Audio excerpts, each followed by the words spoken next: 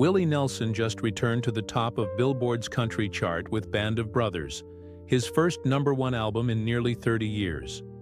It's just another accomplishment to add to the pile. After all, in his 81 years on this earth, Nelson's done just about everything and lived to tell about it. In the new issue of Rolling Stone, he's looking back at his career while still moving forward, with a never-ending tour schedule and plans for another new album, December Day. So in celebration of a life well lived, here are 5 Willie Nelson stories that are so amazing, they actually might be apocryphal. But like the old saying goes, never let the truth stand in the way of a good story. The IRS Tapes T-shirt incident. You're probably aware that in 1990, the Internal Revenue Service hit Willie with a $32 million bill for delinquent taxes, one of the largest ever served to an individual. After months of negotiating, Nelson and the IRS struck a deal. He'd release a compilation of demos, outtakes, and stripped-down tunes, appropriately titled The IRS Tapes, Who'll Buy My Memories, Aries, to help pay down his tab. The only problem? Turns out he was much better at dodging taxes than he was selling albums. During a promotional appearance on Primetime Live, Nelson wore a T-shirt with the number 1-800 IRS Tape printed on the front, though, as fans who called soon discovered, that number actually belonged to a Salt Lake City-based company called Visual Technology. Luckily, the owner of that company decided to let Willie lease his number so as to not disrupt the fundraising campaign. Sales of the IRS tapes would generate a reported $3.6 million, which eventually helped Nelson get square with the tax man. The time he survived a plane crash. This, according to Willie's pal, promoter, and scratch golfer, Larry Trader. Willie was flying into the landing strip near Happy Shahan's western town that they used for the Alamo movie set. Happy is watching the plane coming in, knowing Willie is on it. The plane hits a big chug hole in the strip and flips over on its side and crashes.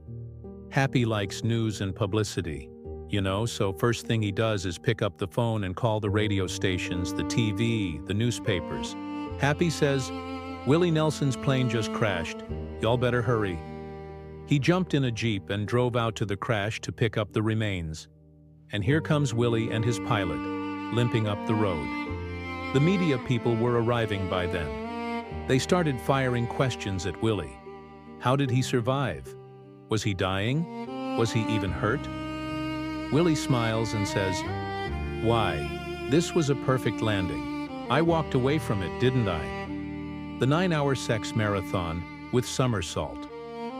During the depths of his tax issues, Willie also had other problems, namely, a $50 million lawsuit filed by a woman who alleged he promised to marry her, and also claimed that the two had sex for 9 consecutive hours. A marathon that was consummated with a backward somersault with her still attached. Naturally, the tale quickly became the stuff of tabloid legend. In a 1991 Rolling Stone interview, Willie's first told his friend Kinky Friedman that it was the only true story written about him. Though, when pressed, he hedged a bit. "I'm not saying it didn't happen," he told Friedman. "It might have, but you would have thought I'd remember at least the first 4 or 5 hours. The Shotgun Willie shootout. Willie's a peaceful guy these days, but that wasn't always the case. For example, consider his response after learning that his daughter Lana was being assaulted by her husband, Steve. "I ran from my truck and drove to the place where Steve and Lana lived and slapped Steve around.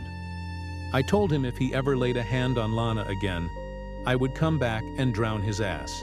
No sooner did I get back to Ridgetop than here came Steve in his car, shooting at the house with a .22 rifle.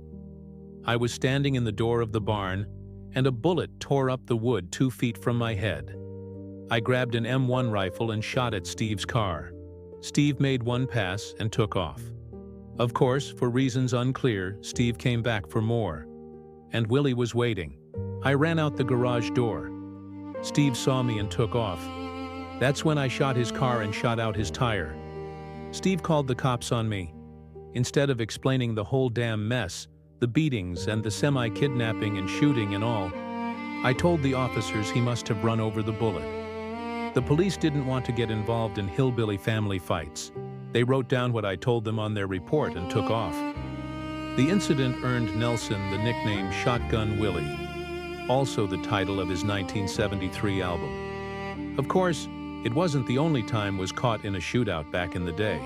There was also an infamous gun battle in the parking garage of the Birmingham Coliseum, where Nelson kept the peace wearing nothing more than cutoffs and tennis shoes, and a pair of Colt .45 revolvers. The White House joint story.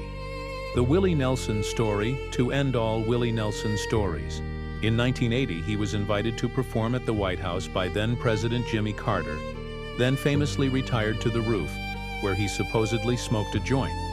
Nelson's been asked about the incident countless times in the decades since, and he usually plays coy, though he also admitted to it in his 2000 autobiography, Willie, and in the new RS cover feature, he splits the difference.